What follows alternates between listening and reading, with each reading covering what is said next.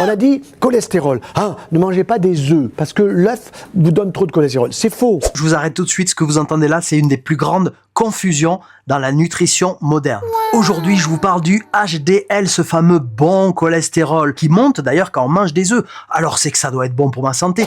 Eh ben non, vous allez voir que un HDL qui monte, c'est peut-être loin d'être une bonne nouvelle. Petit disclaimer pour ceux qui me connaissent pas, je ne suis pas médecin, je ne prétends pas l'être, mais ça fait 25 ans que je lis les études en nutrition et en alimentation végétale. Donc ce que j'ai à te partager peut peut-être valoir le coup d'être entendu. Et une fois que tu l'auras entendu, ne me fais pas confiance, va vérifier. Ne fais confiance ni au professeur Joyeux, ni à moi. Vérifie. Et je tiens pas du tout à me faire des ennemis chez les fans du professeur Joyeux, je l'adore aussi, mais là, il dit une grosse connerie. Le jaune d'œuf liquide, c'est-à-dire l'œuf à la coque qui nous rappelle notre enfance, il n'y a pas mieux pour la santé. Il devrait y avoir ça dans toutes les maisons de retraite. C'est pas l'œuf dur, c'est l'œuf à la coque. Mais si vous expliquez le pourquoi, parce que le jaune d'œuf, quand il est liquide, il a toutes ses qualités nutritionnelles. Dès que vous le faites trop cuire, vous fusillez les bonnes choses qui sont à l'intérieur, la vitamine A, la vitamine D. Alors sur ce point, je suis 100% d'accord avec le professeur Joyeux. C'est d'ailleurs ce que j'enseigne sur Santé Originelle. La cuisson est une des erreurs majeures nutritionnelles de l'humanité.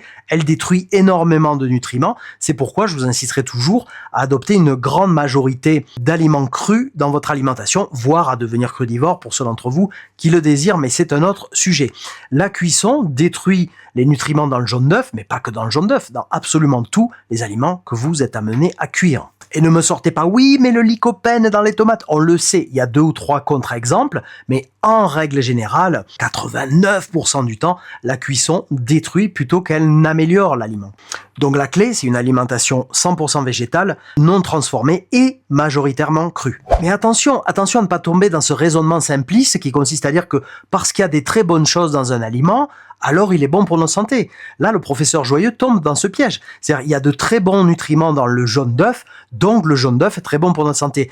Excusez-moi, mais il y a de très bons nutriments, il y a des fibres, des vitamines, des minéraux dans l'amanite phalloïde, et l'amanite phalloïde va vous tuer en quelques heures. Alors, la seule différence avec l'œuf, c'est que l'œuf va vous tuer en quelques décennies. Mais c'est le même raisonnement fallacieux.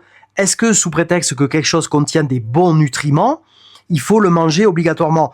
Pas forcément si cette même chose contient quelque chose de vraiment néfaste pour votre santé. Or, c'est le cas de l'œuf. L'œuf est extrêmement néfaste pour notre santé. Mais écoutons la suite. Vous supprimez également le bon cholestérol, vous le tournez vers le mauvais, parce que les formules chimiques se changent. Alors là, désolé, mais ça ne tient plus du tout la route. Le cholestérol dans un œuf ou dans un aliment, c'est du cholestérol. C'est pas du bon ou du mauvais cholestérol. Que ensuite, dans notre corps, par divers processus, il influe sur le bon ou le mauvais cholestérol, on va voir que c'est erroné. Je vous ai fait d'autres vidéos, je vous incite à aller les voir sur le bon et le mauvais cholestérol qui n'en sont pas. Mais quoi qu'il en soit, quand tu manges ton œuf, tu manges du cholestérol libre. Et ce cholestérol va devoir être processé par ton corps. Ton corps, je te l'ai déjà expliqué dans ces autres vidéos, il va saturer très vite quand tu manges du cholestérol exogène, parce que nos corps humains produisent 100% du cholestérol nécessaire à notre bon fonctionnement. Tout cholestérol que vous allez manger va devoir être géré en excès. Votre corps peut réduire de 25%, votre foie peut réduire de 25%, mais pas plus. Donc si vous augmentez trop le cholestérol exogène qui vient de l'extérieur, vous allez saturer votre corps et votre corps va rentrer dans un mode gestion d'excès, ok ? Allez voir ma vidéo qui s'appelle « Ton véritable risque cardiaque ». J'y explique le fonctionnement et les véritables marqueurs pour connaître votre risque cardiaque. Mais aujourd'hui spécifiquement, je vous parle du HDL, ce fameux bon cholestérol. Qu'est-ce qui se passe avec les œufs? Dans votre corps, le cholestérol se charge dans des sortes de petits camions, des transporteurs. Ils sont de plusieurs sortes. VLDL, IDL, LDL, SDLDL, etc., etc. sont les camions qui transportent le cholestérol vers vos cellules. Donc, quand vous en mangez en surplus, ce qui est le cas de tous les mangeurs omnivores, et surtout si vous mangez des œufs ou des abats. Votre corps, il a un excès, et votre foie, il va dire, oh là là, il a 2 choix. Soit il charge plus les transporteurs existants, soit il doit créer plus de transporteurs. Pour des raisons qui seraient trop longues à vous expliquer ici, dans le cas de cholestérol que vous mangez, votre corps va avoir tendance à préférer la solution de créer plus de transporteurs. Donc ça va envoyer plus de VLDL qui deviennent des LDL, le fameux mauvais cholestérol. Et comme il crée plus de véhicules, retenez bien ça, c'est là que se trouve toute l'incompréhension du professeur Joyeux et de tous les autres médecins. C'est quand même dingue que ce soit un mec comme moi de vous expliquer ça, les gars. Quand vous augmentez le nombre de véhicules pour transporter le cholestérol dans votre corps, eh bien votre corps va moins charger chaque véhicule. Il y a plus de véhicules, donc il va les charger un petit peu moins. Si vous avez moins de transporteurs, il les charge plus. Si vous avez plus de transporteurs, il les charge moins. Comme ce que vous mesurez quand vous mesurez votre cholestérol total et votre LDL-C, vous mesurez le nombre de cholestérol dans un transporteur.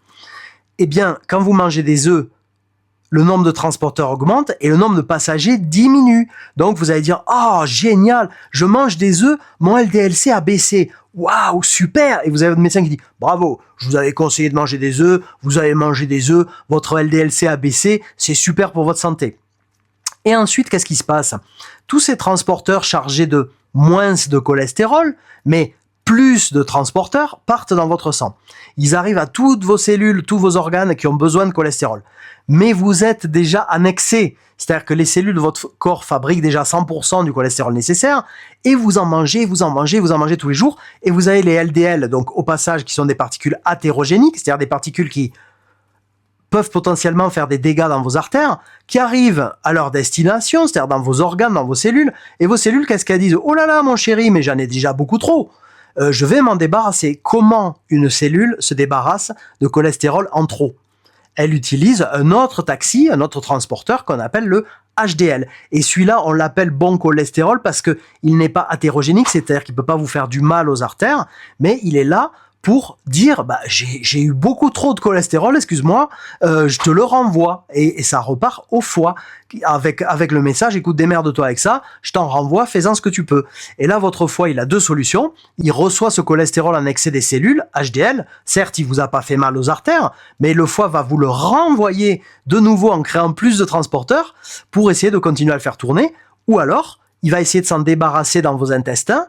Mais si vous êtes carencé en fibres, et c'est le cas de tous les omnivores aujourd'hui, vous êtes tous carencés en fibres. Il n'y a que les véganes high-raw comme moi qui ne sont pas carencés en fibres et qui atteignent leurs 70, 80 ou plus grammes de fibres par jour. Ce qui n'est pas votre cas, les gars. Et si vous n'avez pas de fibres, votre cholestérol, au lieu de partir dans vos selles, il va être réabsorbé et il va continuer. Et il revient au foie. Et le foie refait des transporteurs athérogéniques et il le renvoie à vos cellules. Et vos cellules disent j'en ai trop. Et vos cellules font du HDL qui repart au foie, qui s'en débarrasse d'une partie, qui renvoie l'autre partie en circulation. Et vous en remangez. Et ça continue et ça fait un cercle vicieux. Voilà pourquoi le HDL est en fait du mauvais cholestérol. Ça témoigne que vous êtes en excès. Rien de plus, rien de moins. J'ai plein d'autres vidéos sur le cholestérol. Abonne-toi, like mon channel et tu comprendras tout sur comment ça marche. Et ajoute cette vidéo à tes favoris, elle peut te resservir, partage-la à tes potos. A plus.